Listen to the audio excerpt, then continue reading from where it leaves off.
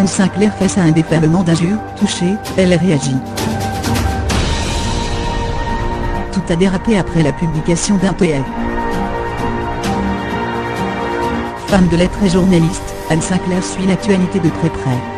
Parmi les dossiers sensibles du moment, l'affaire Tariq Ramadan, mis en examen pour viol le 2 février dernier, est écrouée.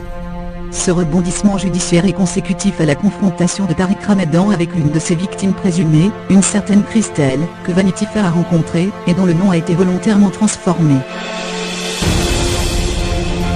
Cet entretien avec le magazine, publié partiellement en ligne, a été repris par Anne Sinclair, le 3 février sur son compte Twitter, un lien accompagné du message suivant: sa rencontre avec Christelle, l'article de Marine Bourdon à Vanity Fair sur Tariq Ramadan. Hallucinant. Glaçant. La journaliste de 69 ans accorde toute sa confiance à Vanity Fair, puisqu'elle s'était même confiée auprès du sérieux mensuel en février 2017. Évoquant comme jamais son histoire avec Dominique Strauss-Kahn, et son compagnon actuel Pierre Nora. Jamais la fondatrice de la version française du Huffington Post, et ex-directrice éditoriale, n'aurait imaginé devenir la cible de virulentes attaques après la publication de ses 118 caractères. Et pourtant, victime de multiples insultes et injures antisémites, Anne Sinclair s'est exprimée le dimanche 4 février sur son compte Twitter.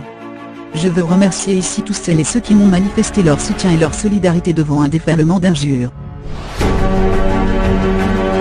J'y ai été très sensible, a-t-elle publié.